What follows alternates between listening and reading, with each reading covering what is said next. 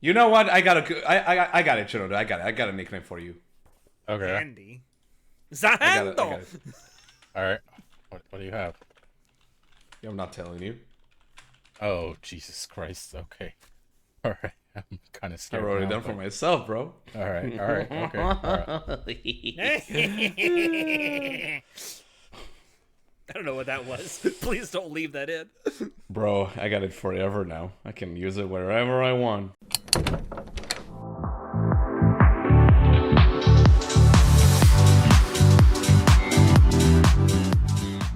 Hello everyone and welcome to Anime Club After Dark, the podcast that delves into all things anime, manga, and otaku culture related. I'm your host Nitai, the poser extraordinaire, and joining me tonight we have both our senpai Alex with us.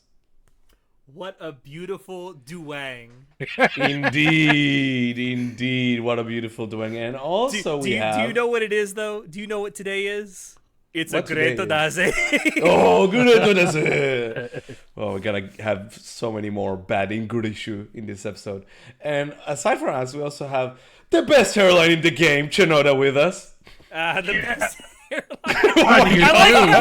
I like how his camera moved when he did that. That was great. It's his stand power. Yes. I don't want would've to been- you. It would have been hysterical if it had fallen over. I would have Bro, busted out and fucking laughed. I was scared for a second that the camera was gonna fall off from that shake. That was honestly frightening. But good job. As you can tell, we're talking about JoJo's again. JoJo. Part 4! So we're then part 4.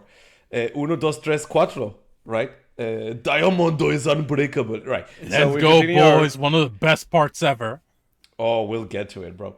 So, we continue our series of sportcasts for JoJo's Bizarre Adventure. Today, we're going to talk about JoJo's Part 4, Diamond is Unbreakable. A few things, because there's quite a lot to talk about in this part in terms of, both the background. There's a lot of changes that happened between Part 3 and Part 4 in the anime. And we'll get to everything, and it'll be a good old time. I will preface this by saying, as of right now, Part 4 is my personal favorite of the anime. So you're gonna get even more unbiased and gushing Itai than usual. So prepare your buttholes for it. We Delicious. have, since the last time we did a spoiler cast for JoJo's, gotten an official announcement that Part 7 is coming. That's the next thing I wanted to mention. Part 7 is actually happening, boys. Let's go. Go. Steel ball run. I'm gonna ahead and call it that we might be, if I'm optimistic, we're getting it by winter. Wait. Off this year? 2026. What do you mean? Winter this year's oh. already over. Oh, wait. No. That's the very optimistic view, I think, to winter 2026. I don't know how long. I would say spring. So yeah, it could be. I don't know how long Fire Force is gonna run for, which is also being made by David Production, and I don't think they're gonna overlap. We'll see. I think also Fire Force is a split course, so that also could. Yeah, I don't know how something that's to do gonna with work that. out, but sometime next year for sure. Sorry, they haven't said any year it's coming out, but At My least as guess of the time is- of recording this. as of the time recording. But I'm guessing 2026 at the latest. I'm excited. I know nothing about Part 7. Alex, you read the manga. I have. So- It's a lot of people call that Araki's magnum opus. Jesus. I really? don't know if it's not my favorite part of JoJo's, but it is certainly very good. I mean, I'm- let me ask this. Do you see why people call it his magnum Yes. opus? Yes. Oh. 100%. No, I'm super curious. I managed to avoid a lot of spoilers for Part 7, so I'm super excited. I have to ask. I mean, normally I would do this during any other episode, but since we're doing a spoiler cast for JoJo's, and we kind of already mentioned it, in the past, you and I have made predictions about what the ED is going to be. Ooh, that's right. I have a prediction, and if What's they your don't prediction do it, for I Part am 7? going to be because I'm still salty that they didn't use Gangster's Paradise for Part 5. Yeah. But That would have been perfect, yeah. it would have been especially too now that perfect. Coolio is no longer with us. To be But- fair, what we got was also brilliant. Yes, I it don't was. think anyone And it's- expected that. In its own way, yes, it was. But I hope so much they use Muse's Knights of Sidonia, because that would be perfect for part 7. Yeah, that's a Sidonia for part 7. Interesting. Yeah. I would cry. I love that song. I love that song so much. I know nothing about I know very little about part 7, so I don't have a lot to go on. But since they're cowboys, it would be pretty cool to hear Jamiroquai's Space Cowboy. That's cool too. I thought you were gonna say the Blazing Saddles theme song. I mean, that would have been incredible. That would have been incredible. That would be That would have been phenomenal. incredible. I try to think of like another cowboy song that works really well. Like maybe like the meme song would be Cotton Eye Joe, but you know that there's no fucking way. Watch it be something like Johnny Cash or something. That would be cool too. Oh, Johnny Cash. Bro, could you imagine or- a Bruce Springsteen song for part 7? Or Big Iron by Marty Big Iron. Robbins. I don't know this one. Huh. Oh, yes, you clearly do. Clearly, You do. you've never played Fallout New Vegas. Believe me, you've heard it, buddy. You have heard it. I'll take a listen to it. But anyway, so part 7, we're super excited about it. But Yeah. we're here to talk about part 4. So a few things to run by that I wanted to mention. So the manga originally released between 92 and 95, specifically May of 92 and December of 95, so quite a long while. And it was originally titled in English, JoJo's Bizarre Adventure Part 4, Diamond is Not Crash, which is an I hate absolutely this title. golden translation. I hate Golden this title experience. so much. It's so good. I mean, Diamond is Unbreakable still is not grammatically correct, but What's the closest I mean- translation? Like actual? Diamond is Unbreakable, I think. I mean, I think in English we would probably say diamonds are unbreakable. Still a solid title, I will say. It's I do better like than that Diamond title. is not Crash. Yeah, no, that's weird. And like when it comes to the manga, it is very noticeable how specifically with this part, it's one of the most noticeable changes in art style throughout the part. Maybe in the past, like there were some changes between the parts in terms of art style, not that much though. But in the manga itself, you can actually see Araki change the way he draws the characters. Like you literally take the first page of part 4, and then compare it to the last page.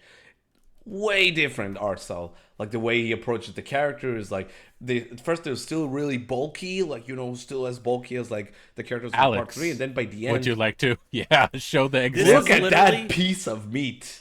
This is literally how Josuke appears in page 1 of chapter 1, and he would not be out of place in part 3 at all. Look at that protein. God damn. Look at that massive hunk of a man, high schooler. I will say, regarding the art style, this is also the first time with the David production adaptation of JoJo's that this really comes up.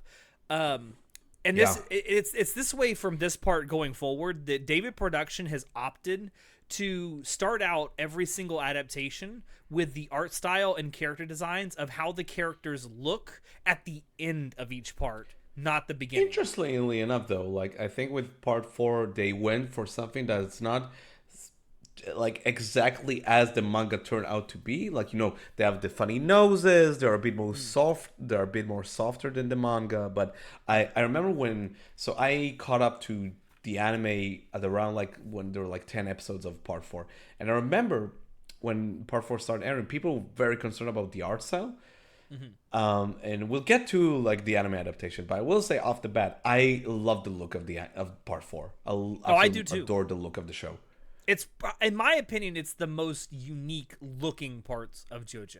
For sure. I definitely Yeah, for agree for that. I also love the fact that the art style blends so very well with the style of the anime itself. Like this part, more than any other, feels a lot more slice of life than anything else. This feels a lot more chill, more slice of life, and the art style blends with that so well. I don't know if I can explain it very well, but that's the best way I can put it. Yeah. Can I also just say that this part also emphasizes that Araki doesn't give a fuck about anatomy? Thank I'll God tell he you why. doesn't, because it And I'll makes tell for you why. some hilarity. canonically, Josuke is 5'11", right? Wait, what? Okay. Also, canonically, Koichi is supposed to be 5'2". Oh, I don't think so, Araki. I at that don't little fucking guy. think so. Look at that little guy. Look at that little fellow. I don't think that's how height works, Araki. I will use that as a jumping off point that I think he like the progression of his character designs. Like I love looking like when you especially compare the progression between Jotaro and then Josuke, later Jono to Jolene, like the progression of how he designed his main characters, it's like chef's kiss. I like how from Jotaro, you have this like very like a hunk of a man, like this high schooler basically. You turn into Josuke, which is a little more feminine, a bit more like stylistic in the way he dresses as a high schooler. Like you have the almost like sort of like shape of a heart in this jacket, which there in part 5 turns into like more prominent, and then in part 6 with Jolene, it's an actual heart symbol on her chest. I love that. Designs in part 4 are stellar, and which is crazy to think because most of them are high schoolers, and yet there's so much character in the way each one of them looks and uses, like Josuke has his all like shit all over his jacket, and Koichi is way more proper, and His hat is physically impossible. yeah. It tells all their Jotaro's? characters. Yeah. It tells all their characters just through design alone, and I love that. I love when mangaka can do that. Before we delve more into the anime adaptation, just like with part 3, there's another adaptation we get to talk about. So I gotta need your help, Alex, with this. But the part 4 did receive a live action adaptation in film called JoJo's Bizarre Adventure: Diamond is Unbreakable Part 1. There has never been a part 2 ever since. And it was this released back in 2017 when it was released. Yeah. Now, the producer did say that if the movie is a commercial hit, they will adapt the remainder of part 4 into films. That hasn't happened yet. I haven't looked into box office, so I don't know much about that. I've never looked into the box office either, but I don't think it did very well. So you watched it, and I'm super curious to hear about it. It is as good as I think a live action adaptation of JoJo's could be. The problem with that is I just don't think JoJo's is ever something that could realistically work in live action. Like it is made specifically for an animated or a drawn medium. How do they depict the stands? They're all CGI. No, but like how did they? Because I remember watching the trailer, and they kind of like show like Josuke like preparing his fist, and it's like a silhouette of him. But in the trailer, they never show like the actual stand. They just show like the silhouette of it. It's just like a CGI rendering of more or less. I've forgotten his name of the stand. Oh my god. Crazy Diamond. Well, Crazy Diamond, but Jotaro's stand. Star Platinum. Star Platinum. Thank you. Yeah. That's kind of what it looks like, and it's not great. Do you remember anything in particular when it comes to like the performances? The acting is fine. It's a little hammy and over the top, but that's kind of what you want in JoJo's to make it entertaining. Yeah. I will say none of the characters particularly look like the characters they're supposed to be playing, or the actors look like the characters are supposed to be playing. Also, Jotaro is played by someone who's like in his 50s. Hold on, what? Old man Jotaro. The only character I will say that genuinely looks and acts exactly like their character in the manga and the anime is Yukako. Really? Interesting. Yes. Okay. Otherwise, I would say if you're like a JoJo's like completionist, it's worth watching. But if you're just a casual JoJo's fan, you can skip it. You don't really learn anything, there's nothing new to be had with this. Is it true that they also? I heard this somewhere. I don't know where. That the end of the movie, instead of it being Red Hot Chili Peppers that like attacks them after the Bad Company fight, it's actually Killer Queen that shows up at the end of the movie. Do you remember? Oh God, it's been so long. I don't remember. I do remember you see Killer Queen in the movie. But I don't know if it's like an actual fight that happens. I think it's like a teaser for the second part, like a hook to get you back.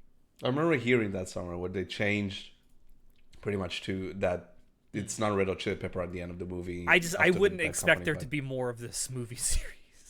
And I guess, I mean, yeah, it's been a few years. Yeah, it's been almost 8 years now. Yeah. And not a single thing has been said about it. Yeah, that shit ain't happening. But back to actual good adaptations. So again, part 4. I would like to point out, technically there are other adaptations of part 4. It's the Rohan anime spinoff. So that was something I wanted to talk about, and we'll get to it. But we'll get there when we get there. Don't worry, because I do want to hear about them from you. And I would like to know, but maybe from people who watch this and like hearing us do these spoiler casts, should we eventually do a spoiler cast for those Rohan spinoffs? Maybe an OVA, like an aside for this podcast series. I don't know. I've thought about it. It's like I've seen I'm down them, for and that. I think they're worth talking about. I'm down for that. Yeah, so am I. Yeah. So produced by David Production once again. Part 4 started airing on April 1st. 2016, and it's run on July 31st of the same year. It was 39 episodes all the way through. Pre-production started in May 2015, so right around the time that part 3 ended. In terms of direction, it is a joint effort by both Naokatsu Tsuda, who served as like the primary director, Toshiyuki Kado as the series director, and Terumi Mishi as chief animation director.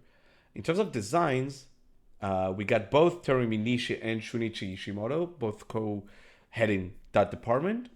And Kenta Mimamura was the stand character designer. And we did mention it, and I do want to go delve a bit more into it before we move over to the next bit of production that I am very passionate about.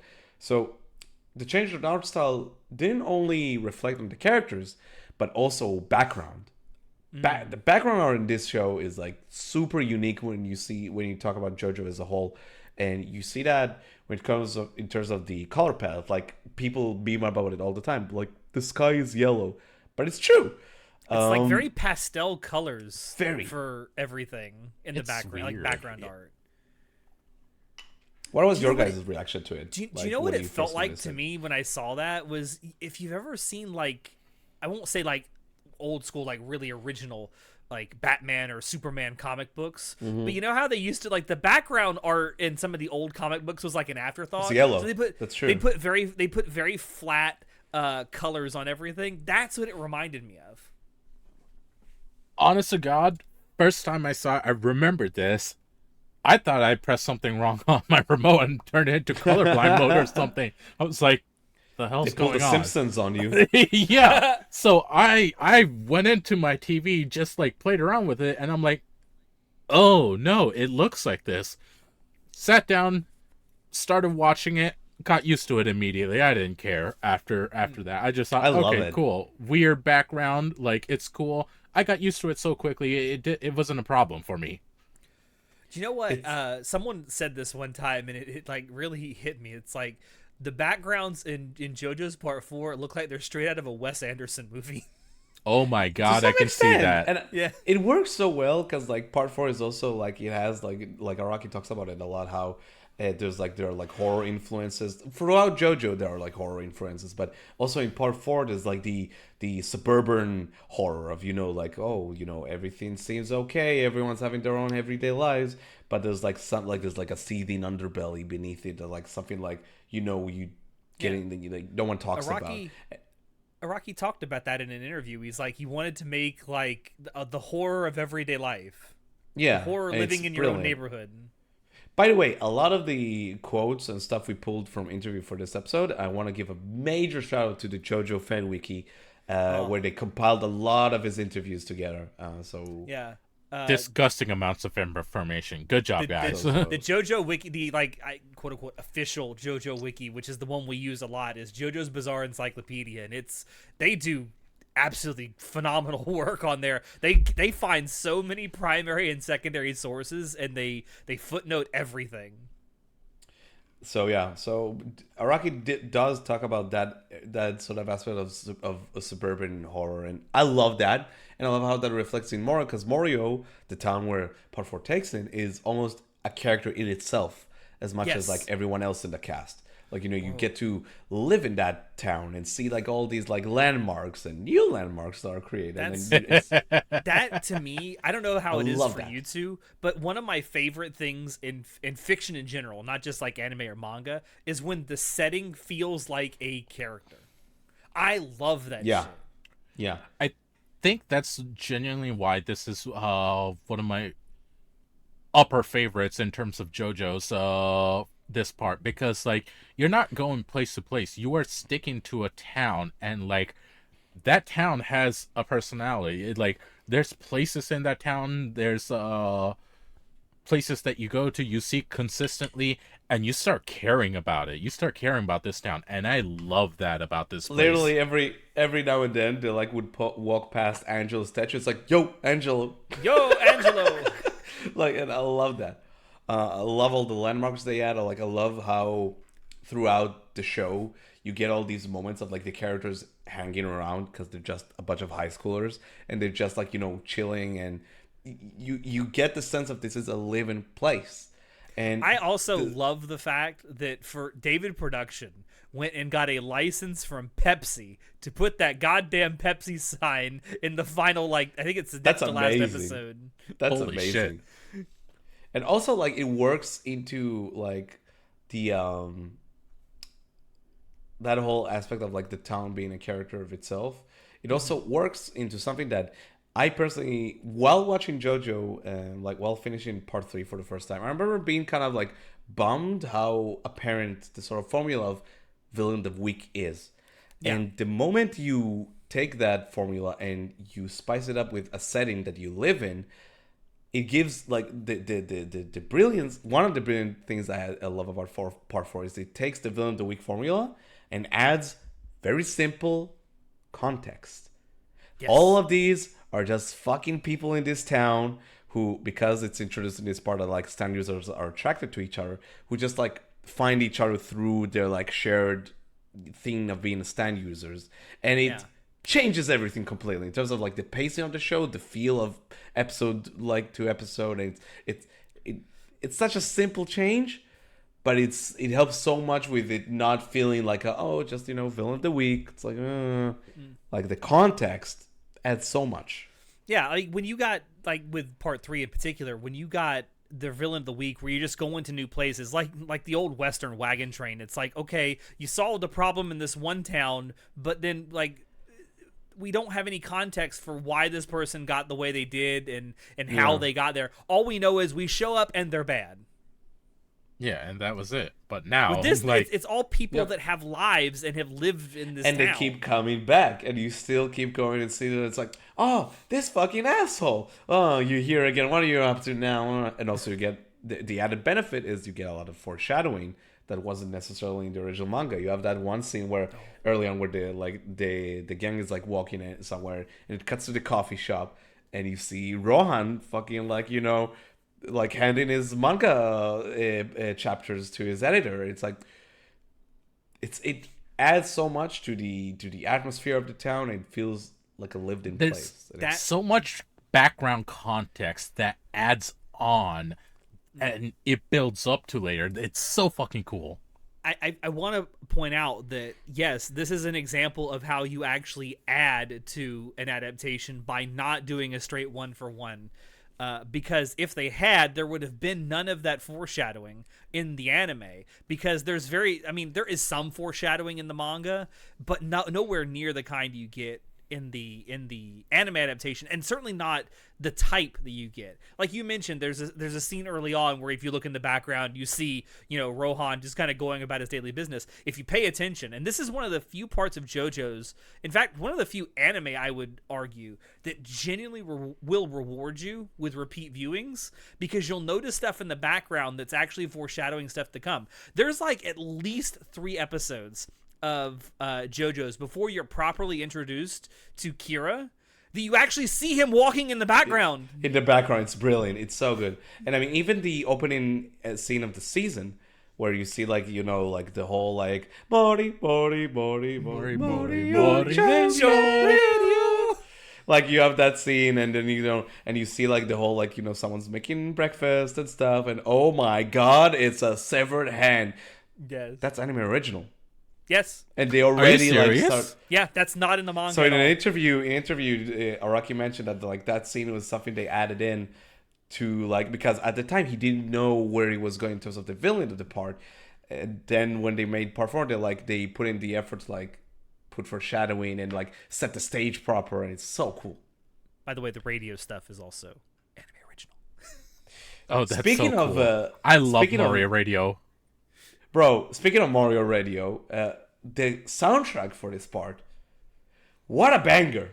What a Yes. banger! One. Yugo Kano is Kano, back. my Yugo Kano, and he did the. So I'm so happy that he's back, and more than back, he took the JoJo route of build on to the past, because the main theme of this part is very much an evolution of Jotaro's theme from part 3.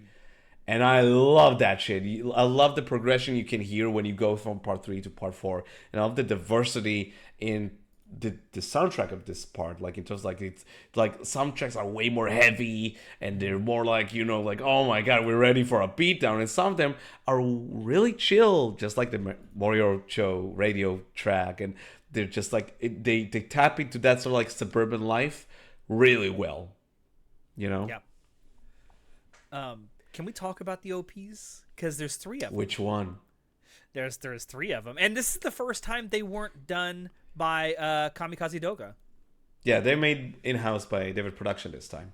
Yeah, Which, and I think have they been made in house ever since? I believe. Yes, for part 6. Yeah. For part 5 was also by the David Production. Then part 6 was back with the Kamikaze Doga. Okay. So yeah, Let's talk about them, because there are 3. go ahead. I have what might be a hot take about one of them. Oh boy. Okay. Exactly. You're gonna need some water for this spicy take.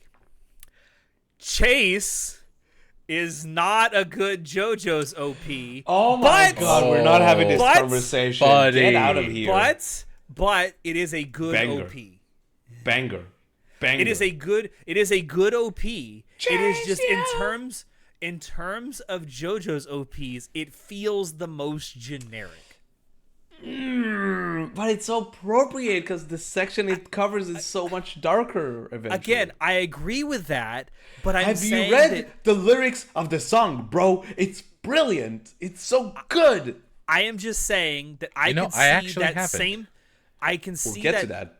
I can see that same song being used in a lot of other shonen.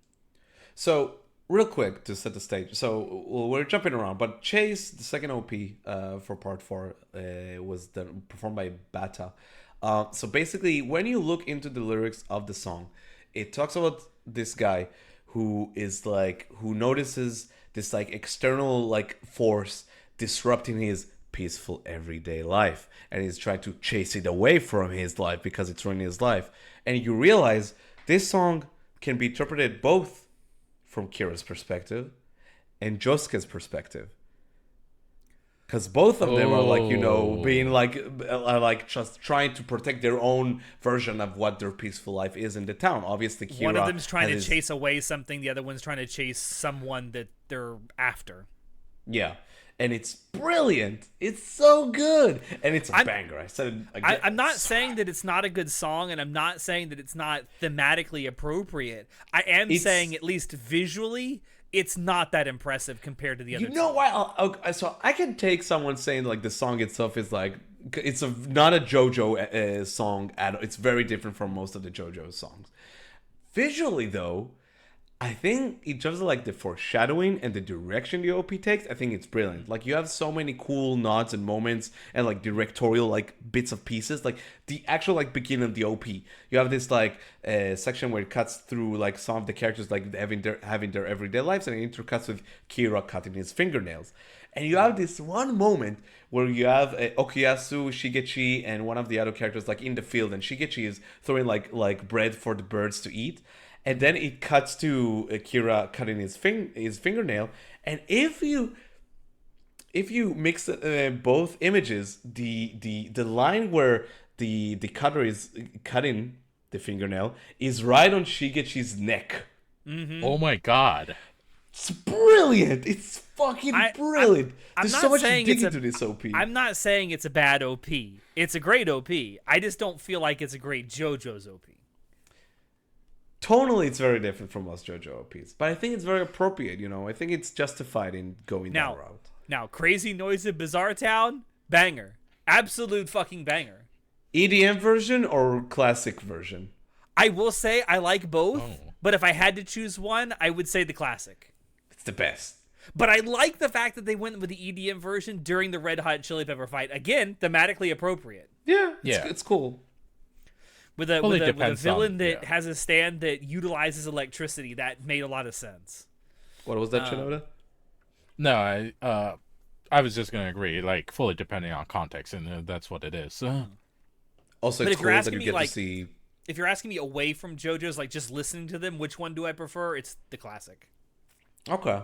And also, like, it's cool to see all the characters from the part in the beginning with the silhouettes, even Kira himself, which is really sick. I think it's definitely like a fun tone setter for part 4 at the beginning. But the third OP is one of the greatest anime OPs of all time. It's so much hype. I don't know why. Every time I listen to it, I'm just like, let's go! I just want to start dancing, man. Real quick before talking about Great Days, and we will talk about Great Days. Special shout out to Crazy Noisy Bizarre Town. It's performed by The Do, which was formed specifically for the song. But the song itself was written, or composed rather, by Coda of Bloody Stream fame from part 2. Oh. Yeah. And let me tell you pretty something. Cool. It's a banger. It's a funky one. But yeah, Great Days might be my favorite JoJo's OP. I think it's definitely my favorite JoJo's OP, and it's one of my favorite anime OPs ever. I think it's probably one of the top 5 anime OPs of all time. Performed by Karen Oki and Daisuke Hasegawa. The song was also, I didn't know that, still researching for this episode, it was actually composed by Yugo Kano, which makes sense with the breakdown, referencing the main theme of the soundtrack. It's great. This OP is something else, man. It's so like I can talk about this OP for like 30 minutes all by itself. We won't do that, but I love the fact that this is the one that was third, because this is the one we get to see the villain take over. And when Kira takes over this OP, oh my god, it's so cool, so hype. When he hits the switch and it starts playing in reverse. It's so hype. And it's funny because when the show aired, I remember people saying, it's weird. It kind of works when you reverse it. I wonder if they'll like do something about. And they did. It was brilliant. It was brilliant. This is this one of my favorite memories that when it comes to anime. I remember the first episode when it happened, when the Bites of Dust effect took place. I literally screamed and like jumped out of my chair when that happened. It's crazy. I mean, there are some good JoJo OPs, but this one, man, when I think of JoJo OPs, this is what comes to mind. For sure. Like, agreed, actually, yeah. That's the very first thing that comes to mind. And also, the ED. So, the ED. So, I remember there was the meme that was running around when Part 4 was announced that people wanted All-Star as the ED. Yeah, I remember which is a great fit. Honestly, it's a great fit. It would be a great fit for this part, and especially since All-Star came out around 99, 2000. But honestly, David Production cooked with I Want You. Oh, man. Savage Garden. I love this Savage Garden, yeah. One of the best fucking pop duos of the 1990s. Oh. So it's cool. So in general, Araki is involved when it comes to the anime, particularly when it comes to picking the songs for the ED. And in one of the interviews, he did say this quote. He said, "This is a song where the rhythmic pattern represents the 90s era in which Part 4 is set. There's a certain touch of the progressive songwriting in the way it dramatically crescendos through the song. And I thought it was perfect for the anime." He's not wrong. He's not wrong. And I do like that a lot. I also love the visuals of it, where everything feels like it's one of those diorama boxes, and it just kind of keeps zooming in, and you see The more forward and more momentum that keeps going through it. Yeah. It's so cool. Oh, and I also love how as the series goes on, it adds more and more characters to the ED. Yeah, that's another thing. There's also like a specific episode or two where you see Kira literally sitting at the train station that right before like that whole section of like, you know, moving through the city happens, which is again, part 4 is so chock full of all these like small details and moments that you don't even notice on your first watch. And as you said, it makes for such a rewarding experience, like going back and watching it again and again. Yeah, for sure. So yeah, like sonically, like this part is like incredible. Like I love it so much. Yeah. Now we get about to talk. Who's that JoJo? Who's that JoJo? We get to do this 4 times. There's so many of them. 3 times technically, but yeah. So Josuke Higashikata, voiced by Yuki Ono, certified Hololive simper. Yes. Do you want to elaborate on that, Alex? He really, well, I mean, if you really want to talk about a voice actor who really simps for Hololive, what you want is Sugita. That's true. Sugita spends an enormous amount of money simping for Pekora. Wait, we what? missed that train for part 2, but yeah. Yeah. But I mean, Yuki Ono also is, you see him in a few different Hololive members live streams sometimes in the chat. That is so funny. I think his like Oshi, I think is Suisei. Really? Yeah. I thought it wasn't in the Miko? Miku? No, but there is someone in Miko. JoJo's who really likes Miko, and I can't remember who it is. But it's not like a main JoJo. Fun anecdote. As of at least for an interview during Steelbore Run's release, Araki's favorite JoJo is Josuke, which I feel very validated because he might be mine as well. Which is funny because it's the only one that he's returned to. Part 8 is like a decade away in the anime. It will be fine. Yeah. The JoJo, the reason his name is JoJo is because apparently the kanji for like Suke in Josuke can be also pronounced as Joe. So Josuke is JoJo. Japanese is not a real language. I'm sorry. For the longest time, I thought, because in the translation, I thought they said something like, oh, if you read his full name, it's like JoJo. So I thought Higashikata somehow was like a Joe. But then while researching, it's like, no, like this Ske is like, could be Joe. All our Japanese-speaking audience, link down below why it makes sense. Yeah, please tell us how this makes any sense whatsoever and how Japanese is totally a real language that someone didn't make up one day. The Moonrune language is advanced beyond us. So what do you guys think about Josuke in general?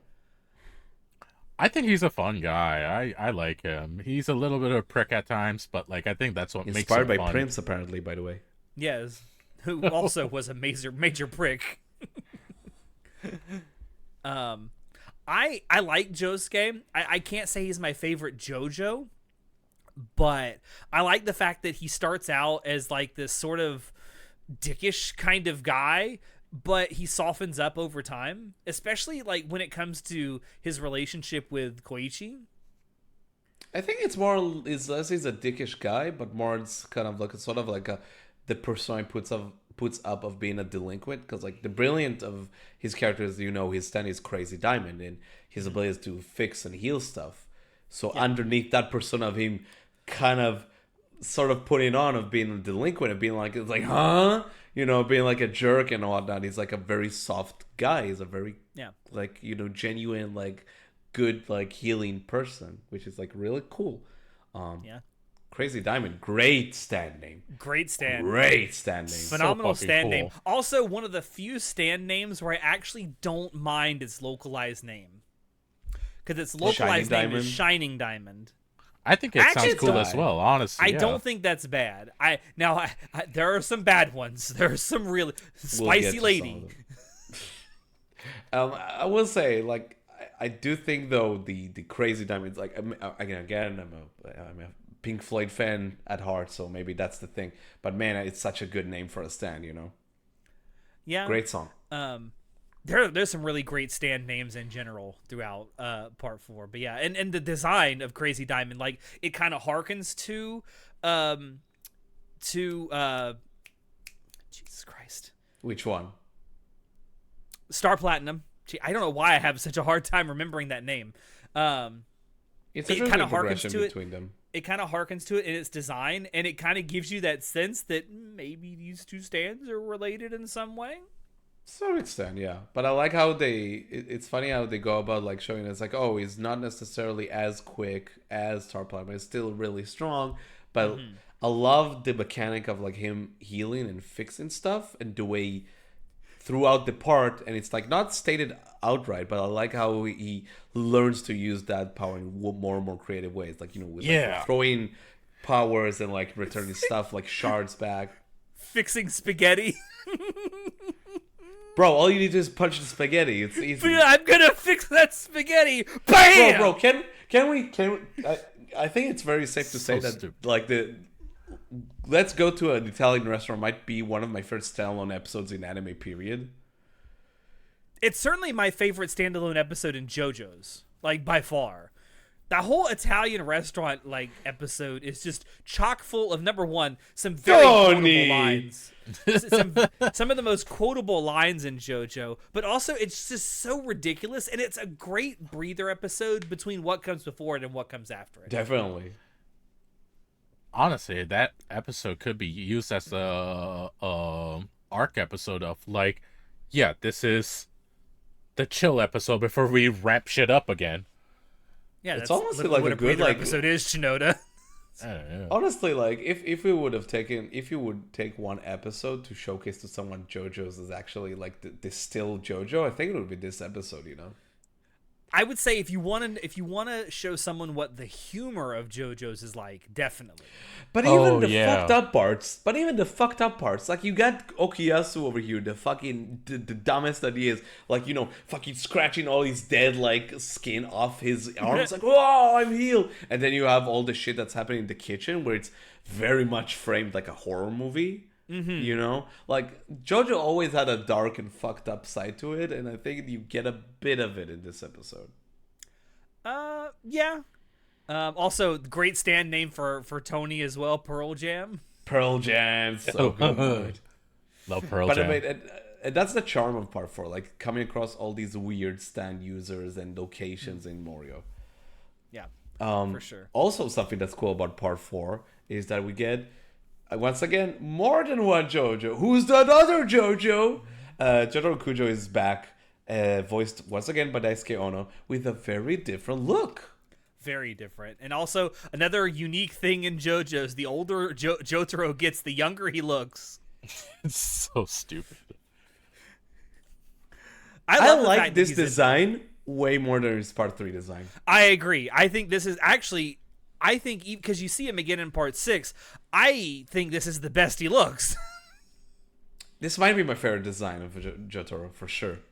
And it's such a contrast. He's clad in like mostly black in part 3, and now it's like a mostly white outfit. I wonder what inspired Araki to change the outfit like that. His personality about it. Well, his personality has changed since part 3. I mean, I don't know if it's personality, but more of his position in the story. Because it becomes sort of like this mentor to Josuke, and I think this is one of my favorite iterations of Jotaro because of his change from main character being like the fights and whatnot to he's a supporting character now. I think he shines way more as a supporting character. So it's funny you say that because I was talking to someone a few years ago about that, and that was probably me. Maybe it was you. I don't think it was, because you wouldn't talk about the Star Wars prequels like this. But it was comparing the difference in how Jotaro is in part 3 versus like parts 4 and then eventually in 6. But more so in part 4. As watching Obi-Wan Kenobi in episode 1 versus episode 2 and 3. To some extent, yeah. I think it just in this part, like it showcases how Jotaro works. Because in part 3, I don't think he's the highlight of the show by any stretch of the imaginations. I mean, but I my think boy in this Polnareff. part, I mean, come on. yeah, but Polnareff and toilets, my favorite romance. But in part 4, I think Jotaro works way better as a supporting character and is way more like, because also you get all these interactions, like his mentorship of Josuke. He's sort of like kind of like affection, not affection, but like his like fondness of Koichi, and he's sort of like I love that. Yeah. But we have another JoJo to talk about. Goddamn Old Man old Joseph, man. But voiced by R.I.P. our dude. rest in peace. Unsho Ishizuka. R.I.P. What did you think of this depiction of Can I Joseph? just say, as old and as decrepit as Joseph looks in part 4, I think it's hysterical that Araki once said that he thinks that Joseph is still alive by the time part 6 rolls around, which takes place in 2011. Holy shit. Damn, he would have been old as fuck then. Yeah, That's he would have been crazy. in his 80s, I think. I kind of like this depiction of Joseph, even though it's kind of sad, because it's a character that I find it hilarious that he's still such a piece of shit, even at that old age. He's still such a fucking scumbag. Can I just say it definitely knocks his character down a little bit in my mind. Like, don't get me wrong, he's still like he's portrayed really, really well. That's not what I'm saying. But like the revelation that he cheated on his wife on Suzy Q. That's kind of Oh, rough. Suzy Q. Now, I will say I have not read it, but there is a JoJo's light novel out there, and I forget who wrote it. But apparently this is like an official light novel. I am not sure how canon it is supposed to be, but there is actually like an explanation provided as to why he cheats on his wife, and it's because he's affected by his stand. We in Anime Club After Dark do not endorse cheating on your wife, by the way. Yeah, don't do that. That's shitty. Don't do that. No NTR here. Even though again, Josuke's mom is hot. She is. Still I have never read that novel that this is supposedly in. I have just read about that. By the way, that's a pretty cool character arc, going from I will never forgive the Japanese to I will bang I will the fuck the Japanese. Japanese. Look, love and hate is on the same coin, it's just different sides. But it's also cool, like how it chooses to depict like this. There's like this sort of like air of melancholy to seeing Joseph in this state, where it's like it's very like you can tell that he's like kind of he's old and he's not as the same Joseph we know and love, and it's kind of sad, but you still get to see like I don't know, there's something about it that I really dig, that like Araki chose to like actually go through and showing us a character we spend his like we saw him through like his entire life all the way to this like very old age. Yeah, I like that because especially in JoJo's, you don't necessarily get to see that often. Like so many just die very unfortunately. So the fact that we have one of the main characters actually make it to end of life, I like seeing that. Or they just show up and we never see them again. Like Or that, yeah. I mean, like Whole Horse. Who?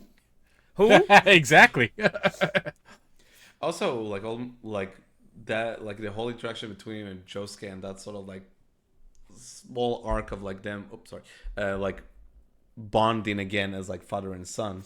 Like it sort of comes to the forefront with the invisible baby episode. Who is another JoJo that's technically in this part. I guess it's a JoJo. I guess. Wait, what? So the invisible baby, who again has a phenomenal stand name, Octon Baby. It's a great U2 song. Is technically a JoJo because Joseph ends up adopting her and names her Shizuka Joestar. Just to make the whole family tree even more complicated. Oh, by the way, because it's Joseph's son, he's Jotaro's uncle? Yeah, technically. Which I love. I absolutely love that. What the fuck? Oh my god, I didn't even I think love the that. progression of grandson to another grandson to actually his uncle. Yeah.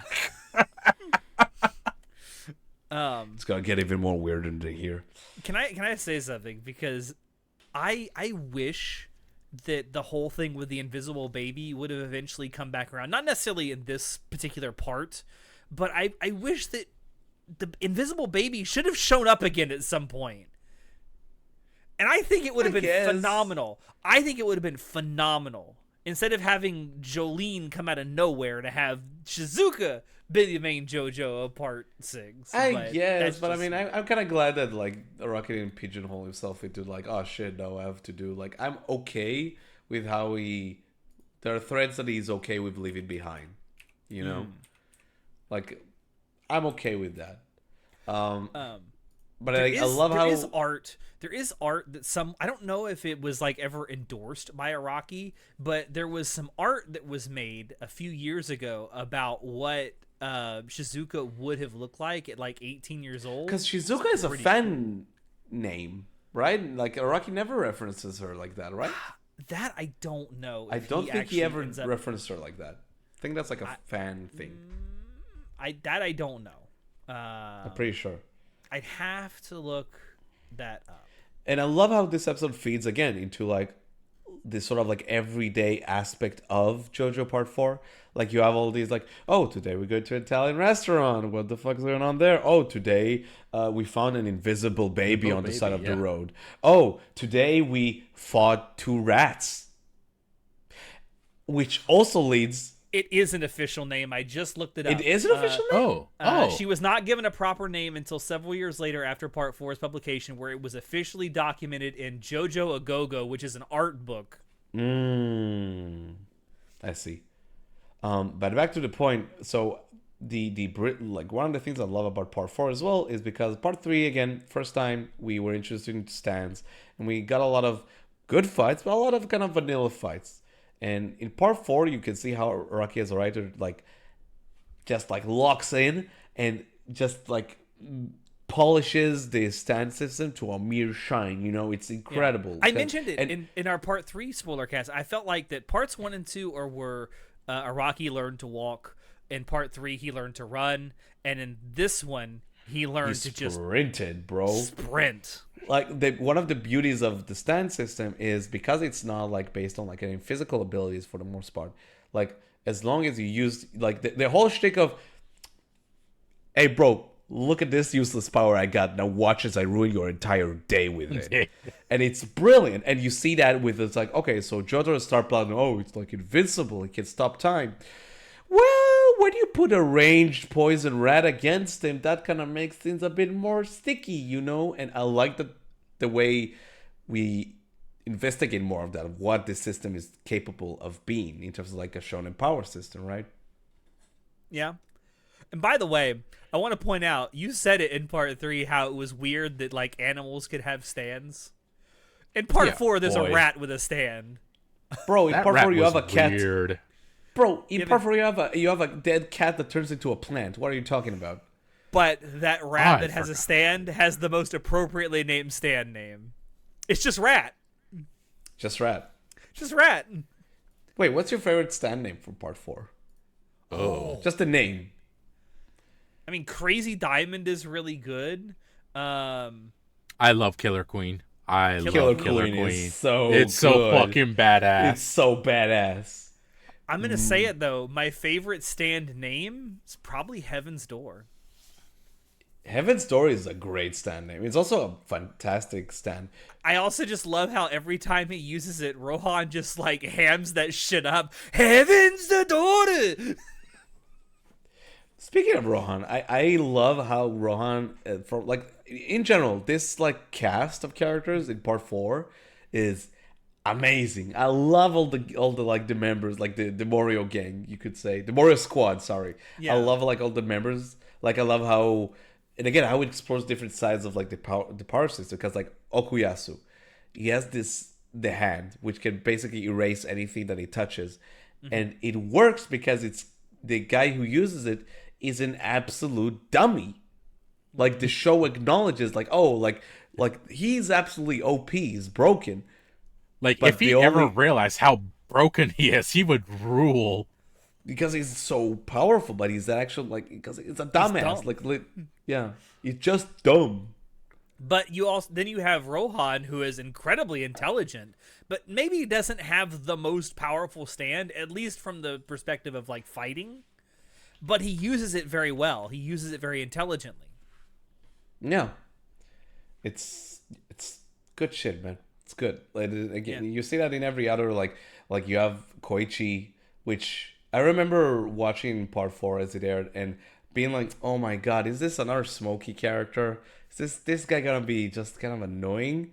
And then Araki uses that sort of like evolution of his character, both in his design as he becomes more and more badass, but also in his stand, Echoes, which is also awesome name for a stand. Like that introduction of like an evolution type of stand with Echoes like Act 1, 2, and 3. It's so badass, dude. And one of the first times we really see a stand evolve, like not just from what it's capable of doing, but visually it changes like its shape. Yeah, and its powers. Yeah. Yeah. It's so cool. And I love the fact that it talks. Oh my god. When Echoes talks, it's the most hilarious, zany, funny shit ever. Which, Killed the by whole. the way, toned down for the anime. Are you serious? The manga's four. SHIT. Because Beach! in the manga, at least in the English translation, lot more swearing from Echoes. Really? Anyone in particular like moment that stood out to you? There's one I don't remember the exact phrasing, but it's something like "fuck her up." Oh my god! Holy shit! Let's kill the whole beach. So good. I love that little shit, and I love how again like Koichi's progression like might be one of my favorites in the part. Goes from that sheltered little kid to what a fucking Chad. Holy shit! With the girl too. He's like in the hospital during the highway star fight, and he's like that nurse is like almost collapsing, and he's like she's like help me out you fucking asshole, and he's like why should I? It's like you fucking dick, my boy. Now, Koichi's such a fun character. Now, Natai, I know we can talk about stands that we love all the time, but can I tell you that there's one stand in this part that is absolute bullshit, and I hate it, and I want it to go away forever. The lock? No, the lock it's not great, lock but it's not awful. No, it's Superfly. I fucking this is such bullshit. Superfly is weird. It's an electrical pylon. Shut the fuck up. That's amazing. That fight is so weird, by the way. It's so also, cool though. I love how this part casually introduces two things, and no one comments on them. One is that there's an actual codified afterlife in JoJo's from this part, and two, it tells you that there's actual aliens. Bro, it's just what are you talking about? He's just a regular guy. Yeah, right. Just sure. a complete. It's just an alien. Guy, yeah. Sure. That whole and again that like it feeds into the slice of life. It's like, oh, today we found this alien and he's helping Josuke fucking scam Rohan. Fun fact about Mikitaka, who is the alien character, his stand is called Earth, Wind, and Fire, which great name. Great name. Araki completely forgot that he used this as a stand name because in the first couple chapters of part, I think it's 7 or part 8, I can't remember. But there's a character who was originally had a stand called Earth, Wind, and Fire. To be fair, at least in the anime, he never says his stand name, if I remember correctly. He doesn't say. True. Speaking of Rohan, though, what do you think of him as like a sort of maybe self-insert character for Araki? I mean, kind of. You know what I see it more of is as a foil for Josuke. For sure, but even like before even that as being a foil, because I love their interactions and they're like sort of like slowly building their camaraderie. The more Josuke just like picks at him and gets under his skin, the more I love Rohan. Because Rohan is like he's got this attitude every time he's around Josuke. It's like this bitch. But it's so rewarding to see how slowly they like develop this like sort of like not even rivalry, but sort of like banter and bond. Because by the end of the Highway Star fight, they're like where basically Ron is like, I trust you to like finish the job, where he's like left behind in that room. It is like they respect each other by the end of it. It's great. Yeah. But I will say about Rohan, I like how there's gotta be some self-awareness here where he's a mangaka, Araki is a mangaka, and he depicts Rohan as this kind of just like fucking weirdo who's like extra curious about everything, but to a real extreme. Where he's like fucking picks the spider, he's like stabs it, he's like licks it, just I need to get a real texture of how this spider is walking so I can draw it better. There's a part of me where it's like, because I know Araki is friends with other mangaka, right? For sure. There's a part of me is like, is this supposed to be a subtle jab at someone he doesn't like? Could be. I don't know. It's interesting. I like it. So you did mention it. Rohan is one of my favorite characters in the entire like JoJo's franchise. Like, have you seen the art of Araki and Rohan hugging each other? Yes. That Araki drew himself. Yes. I have no further comment. What more needs to be said. So I did want to ask you real quick. So you watched the Rohan OVAs. Yes. Could you give me a quick rundown of like what they're about, what they're like, if you like them or not? Well, so Thus Spoke Kishibe Rohan, which is the sort of a spin-off series, is really like a collection of short stories all revolving around Rohan. And they're all, I think, they're all one-shots as far as I know.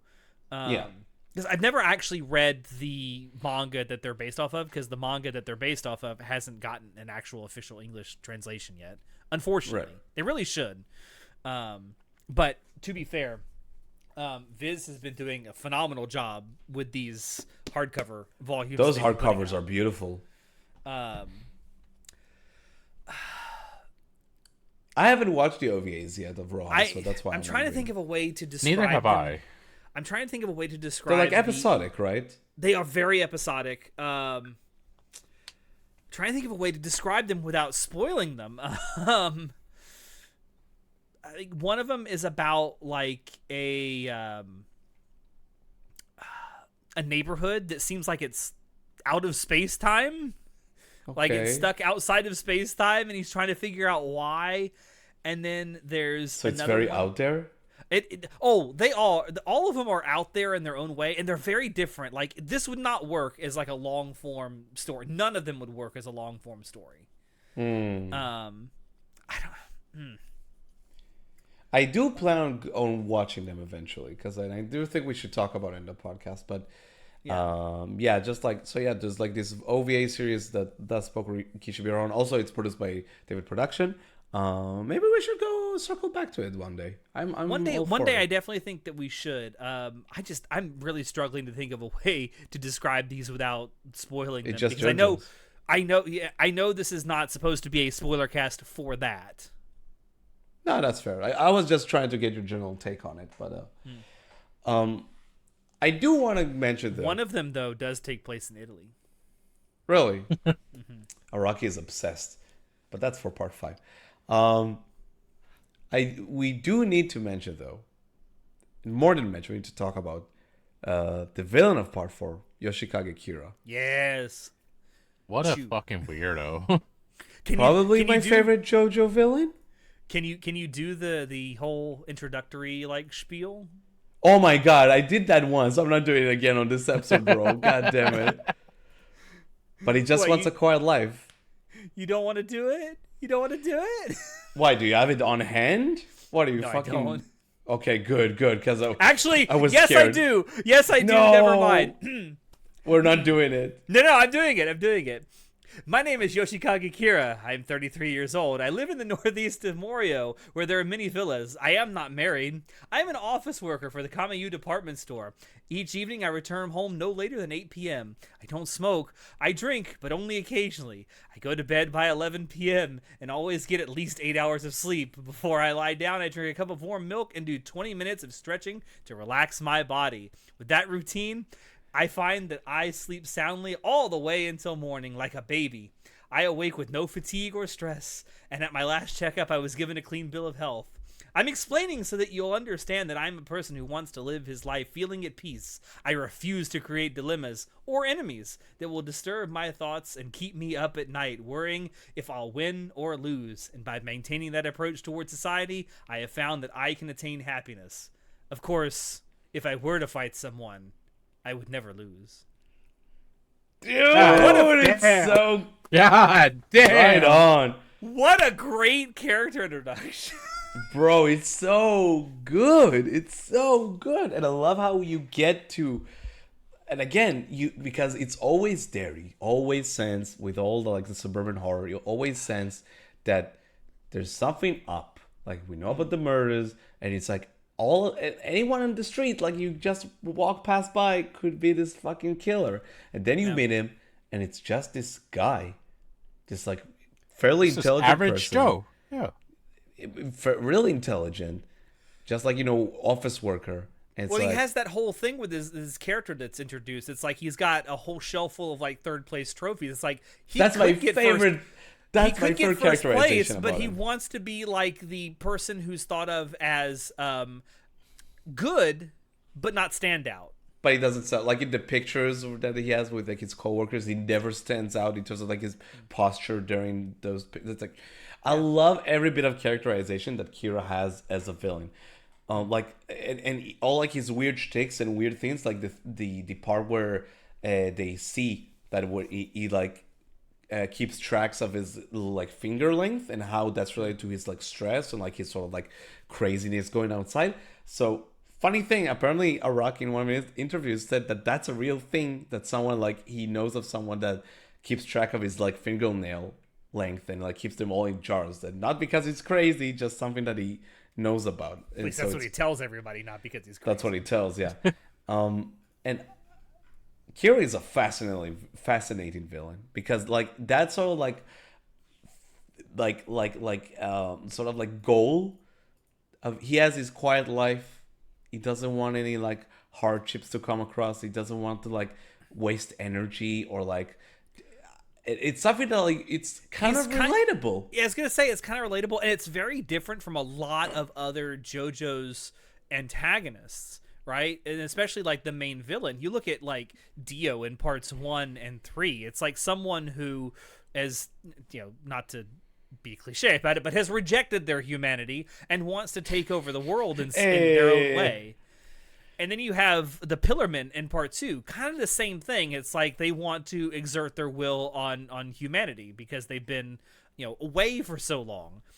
And then you get to part 4, and it's like it's such a contrast. Yeah, Kira doesn't want to take over the world. He doesn't even really want to. I mean, he does want to hurt people. Let's be perfectly honest with this fucking hand fetish, but he doesn't want to use that to like exert his will over like a large group of people. He just wants to live a quiet life.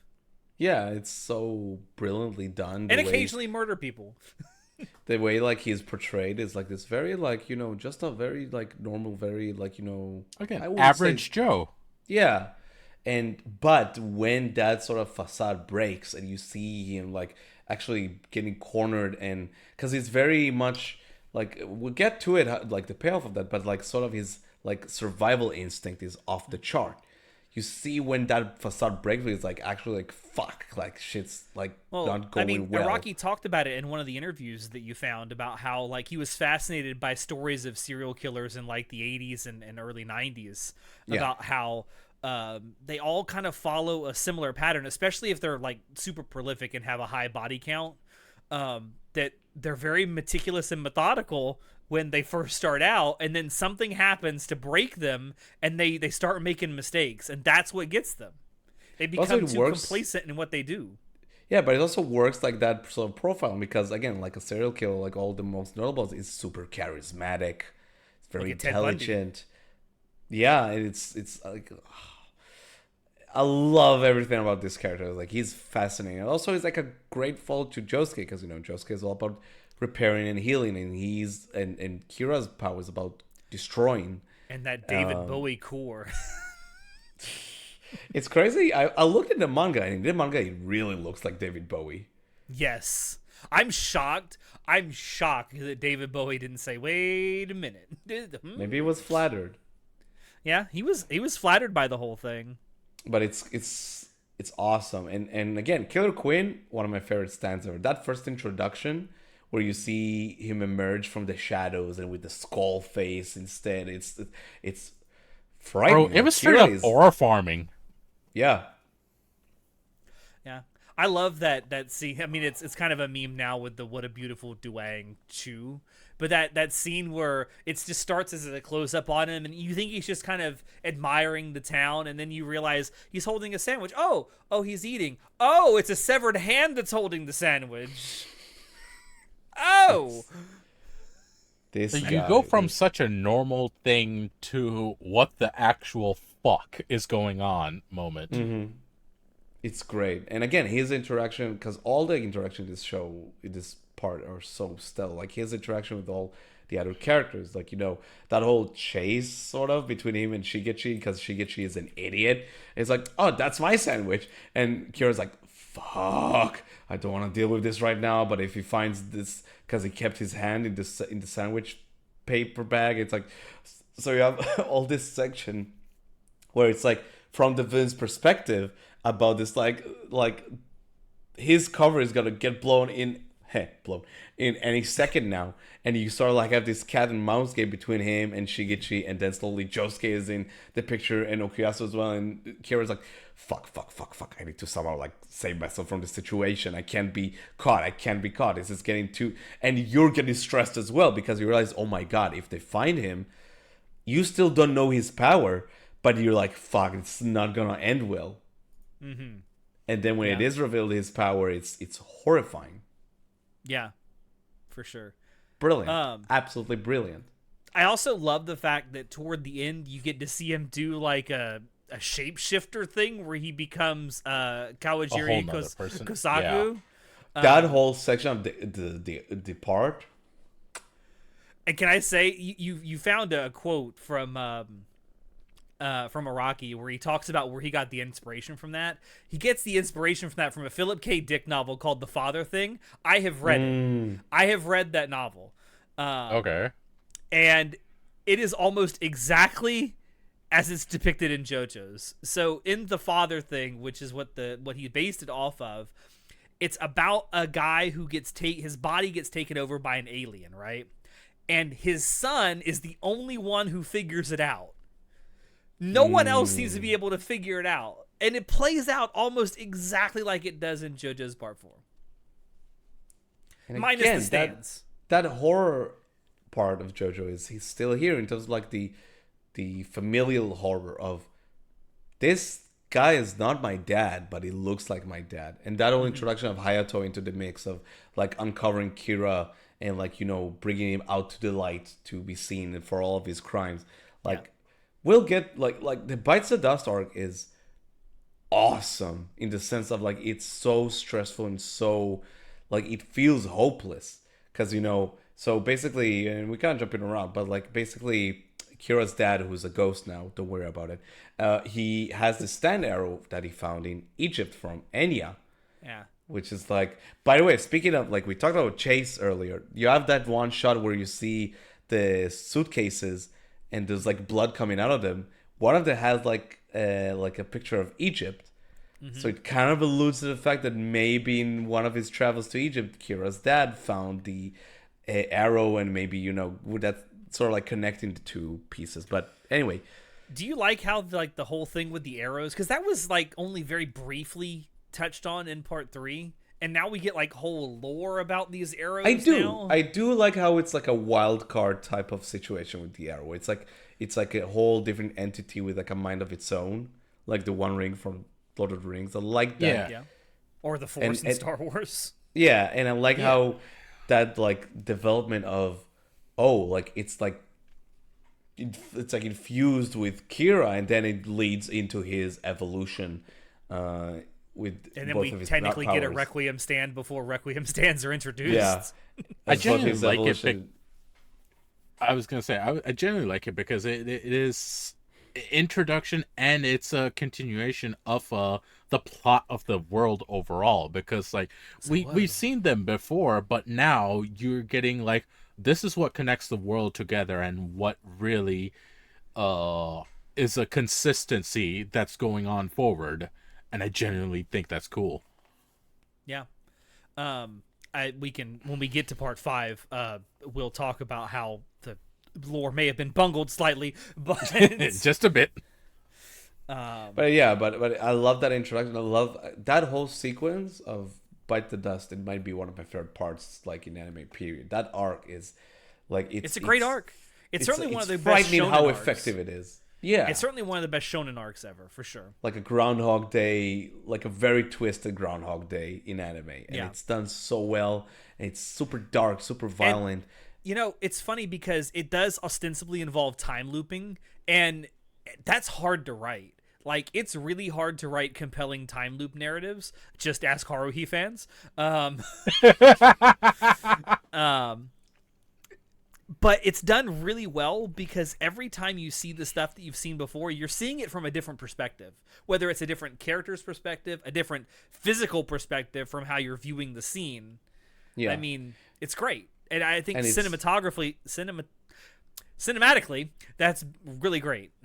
and I love how like it builds on Hayato being like way smarter than you realize. How like through every loop he learns more and more, which leads to one of my favorite shots in the whole series, where it's like Kira like fucking gets in his face and he's like Hayato, because he knows that they're in a time loop. It's like, what are you gonna do about it? And it's so sinister. And then it cuts to the OP and the Bites the Dust activates for the OP. Brilliant. I'm gonna watch this episode after we stop recording. It's such a good episode, yeah.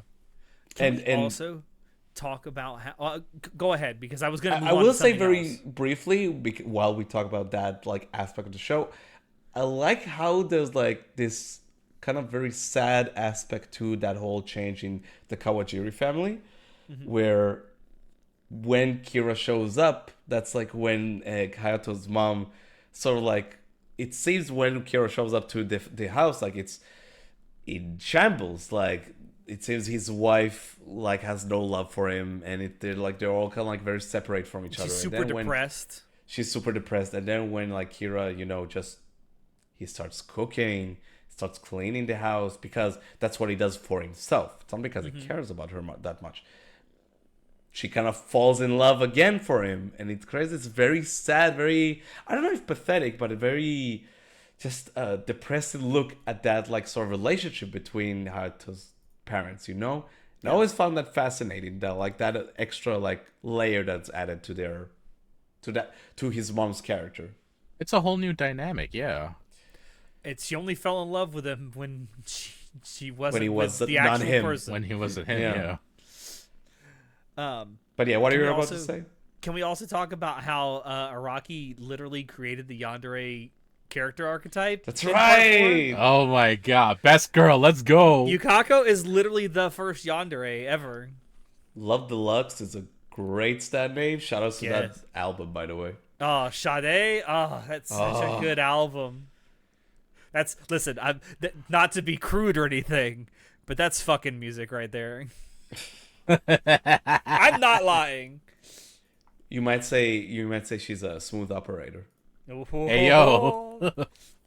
But yeah, so Yukako is basically like the first yandere, and I always go back to that one like quote that he said. I don't remember it exactly, but he said that his goal with Yukako was to create a new type of like female character that's like very much goes against the grain of like what other female characters he saw in shonen manga. And it's so funny how 20, 30 years later, that sort of like became one of the staples of shonen manga. That sort of like character archetype. Yeah.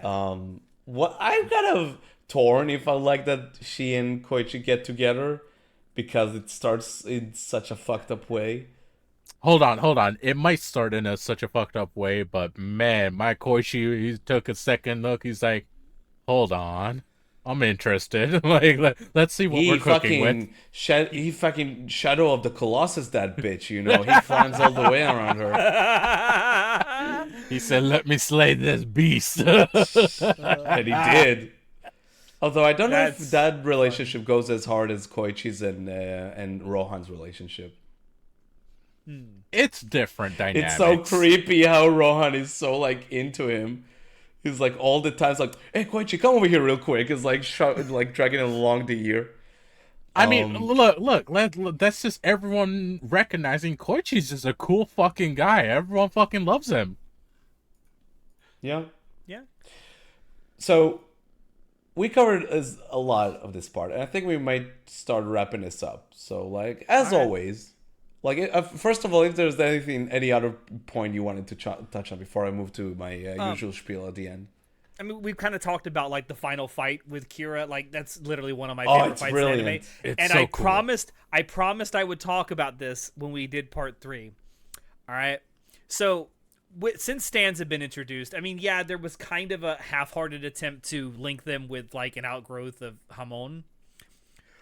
And even Dio himself in part 3 says, "Yo, Hamon gave me a lot of trouble a long time ago," implying that Hamon can actually be used against stand users in some capacity, right? I think in that final fight, you see Jotaro using Hamon because when he stops time and he's looking around and he's assessing what's going on and he's like, "Hey Koichi, you're a pretty swell guy," and then there's that you see him go right before he starts punching the shit out of Killer Queen. I 100% think he's using Hamon. I do like that take. It is cute. Because it is not above the realm of possibility to think that in the years between when part 3 happens and part 4 happens, that Jotaro could not have Jotaro could not have learned how to use Hamon from Joseph. I think it, like, if you think about it, it makes sense, but unfortunately, they just haven't said anything about it, and that's the unfortunate part. Mechanically, because Hamon is breathing, and he does that deep breath right before he punches the shit out of him. Like, all the signs are there, man. That entire final fight, by the way, I love the contrast with part 3's fight, which is like this world-ending meeting of like these two gods just throwing hands all around the city, and then you go to part 4, and it's like this businessman and this high schooler just throwing glass at each other. Yeah. I love that contrast so much. It works so well. Like, because again, like part 4 is like the Scooby-Doo in terms of genre of like JoJo, and I love how it goes through all the way, and especially, but it's still as intense and as like, you know, as exhilarating as like every other great fight in like when they finally meet face to face after Josuke leads to Hiro's dad getting exploded, and they meet like at the outside the house, and Josuke is like, "Come on, like take out your stand, you son of a bitch." It's like almost like a western the way they draw their stands. Also brutal the way Kira dies. He gets run over by an ambulance and his head gets crushed. Which I'm glad you brought that up, because that circles back to like, again, throughout the entire part, he talks about how like Lady Luck is on his side. He has this like incredible survival instinct, and then like the payoff to that is him not dying in a fight, but literally like someone just accidentally like ran him over. Mm-hmm. You know, there's like something about how it circles back that like it works so well for his character. There's some people that would say that's kind of anticlimactic for a way for a JoJo's villain to die, but it makes sense in this particular case because he's constantly talked about he's got luck on his side and how if he were to fight someone he'd never lose. He didn't have to fight someone. He fought literally random chance and lost. Yeah. It's a funny bit of irony with that. Yeah, it's so good. Well, I mean, getting killed by an ambulance is always going to be ironic. Yeah. And then you lead to that final conversation with Remy, which is like it's great. Something that you get to confront. Her killer. We haven't talked about her. I love Remy. Oh my god, best girl. She's so cool. Is she best JoJo girl? I don't know about that. I don't know if she's best JoJo girl, but I love her characterization in this. I love the fact that she finally gets her revenge. She just has to do it from the afterlife. And then the final goodbye from her is like, man, good shit. I kind of wish, again, they had circled back to Remy in some way with future JoJo parts, because like I love the fact that they've got like this character, or they've established, number one, that an afterlife of some kind is real. By the way, there's technically a sequel to this, to part 4, that involves Kira in the afterlife. That's right. Is there? Dead Man's Really? Questions, yeah. Is it just a manga or like? Yeah, it's a manga that was done by Araki. Okay, good to know. I didn't Uh, know about this. So I do have to say I do love the fact that not just him dying, but seeing his soul being dragged into the underworld. I So thought that good. was so fucking cool. How he was tricked into doing it as well. I just thought, thank you, a bit of justice to get this bastard and his soul just taken away. I thought that was Scene so is also fucking very peak. well voice acted. Yeah. The passion, oh my The god, terror, the passion. like In just general- actual terror in his voice for the first time. This entire cast was so good. Yeah. And then the one other thing I really wanted to mention, and it kind of revolves around the ending, is like that ending montage we get where Great Days starts playing, and you get to see like The all the units characters. version, by the way. Yes, the units. I'd love to mention. So, like, the final episode has Great Days playing at the end, but it's the unit version with every single singer from previous parts coming in to like do this cover of Which Great I Days. really And wish they'd kept that up with parts I like 5 and wish. 6. Listen, when part 5 ended, I was like, "Come on, give it to me, give it to me, give me," and it didn't happen. But it just part 4 is special, man. Part 4 is so fucking special in the anime But as well. I love that ending montage because it feels like the perfect wrap up to everything, because you get to see a lot of different characters that we've seen, pretty much all of them, and like where they are now, Yeah, and how they've kind of moved on with their lives. We It's get like to see a- Angelo as a rock again. That was always funny. it's like that final goodbye to this place that you spent so much time in, and And then it ends. awesome. It ends with Josuke stealing Joseph's wallet. Yeah. You know, the first time we saw Joseph in part 2, someone steals his wallet. So it's That's true. Apt. Oh my god, I It's never only thought of that. apt. Oh my god. so it's yeah. only I after never- we see last time we see him, someone steals his wallet again. I never even thought about that. That's crazy. Man. Love that shit. But I love the ending montage and how it just ends with that zoom out where you just see the entire city. That's perfect. That's perfect. Because because Just Morio another is, like, day in character Mario. itself. Yeah. Yeah. So I think it's time to wrap it up with our final few spiels of every JoJo episode. So first of all, because it's so important, what's your favorite quote from part 4? I mean, I'm gonna fix that spaghetti is pretty good. For me, it will forever be Daga Kotowaru. I refuse. kotowaru. One of my favorites from part 4. Let's kill the Every New Year, I always just put up a post saying it's like putting a fresh new pair of underwear because I love that. I love that. I don't know why that line specifically, but I love that. Now it's a tradition. I'm like, all right, fresh new pair. Let's go. Hey, Natai. Yes. When I was a kid, you know Leonardo da Vinci's Mona Lisa, right? Right. I saw it in an art book, and when I saw Mona Lisa's hands folded by her knee, how do I say this? It's a bit crude, but I got a boner. Shout out to the dub version of that, by the way. Because he Oh, says yes. he says something along the lines of like, "I got a hard rock cock" or something. When he says that, it's so good. I should look into it, but the English voice actor of Kira is legitimately like great in the dub. Give me one second, I will tell you. I will take this opportunity to say, so this rewatch of JoJo for me, from part 1 onwards, for this specific series of Sportcast, I watched through Netflix. That sub sucks. Those subtitles are not good. And I mentioned a few times, but the thing that broke me, go ahead, Alex. I found out who voices him in English. So Kira's Okay. voice actor in the official English dub is DC Douglas. For those who do not know, Isn't if that- you've ever played Mass Effect, DC Douglas is the voice of Legion. Oh, holy Oh. shit! So you get to hear Legion talk about hands, And he is boners. also probably most notably the voice of Albert Wesker in Resident Evil. Oh, yeah. Okay. So back to shitting on bad subtitles. Let me read out this like small quote I was looking for. So this is from when Remy talks about Kira. She talks about how Shigechi was killed by Kira. Okay. So the exact quote is, Shigechi met that guy, then he killed him. I know that very well. I don't know why he met that guy and how he killed him though. However, that guy did it. Okay. That guy is repeated 3 times in the span of like 2 sentences. And That's not why good is it? writing. That's not good translation, dude. I remember watching, like, seeing that episode. That doesn't seem right. Wait, what? My brain, like, I was like, what's going on? So, Just yeah, short-circuiting.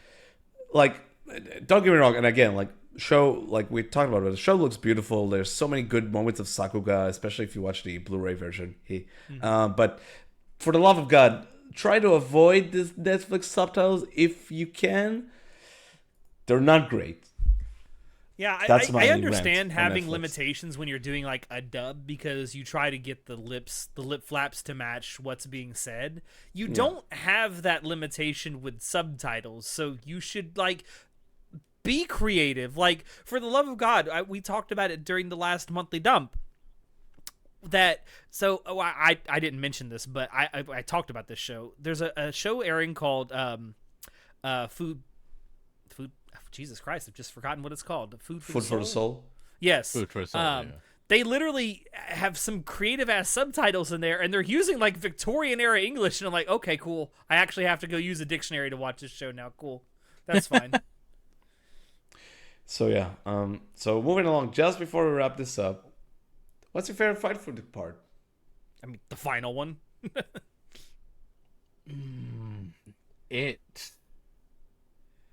It has to be the final one. It was just such a fun fight. It's so well done. Yeah. I will say I give major shoutouts to the Highway Star fight.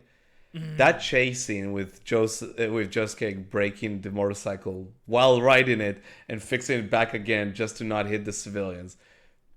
It's fucking awesome, dude. Brilliant. Brilliant. By the But way, okay, that fight was recreated in part 8. God damn. Well, we'll see you in the anime in like 20 years. But yeah, I agree that the final fight is definitely one of the best. I also think the sheer heart attack fight is incredible. Incredible piece of like tension. You know, The most bullshit one is Superfly. Most bullshit. Shinoda, do you have a bullshit fight that you didn't and like? Cheap Trick. Fuck that. Fuck that. Stan. Cheap Trick is awesome, dude. Cheap Trick is weird. Honestly, I don't know. I don't think so. I really don't I think think so. most of the fights in Part 4 are bangers. Most of them. Not- Yeah. but Yeah. most.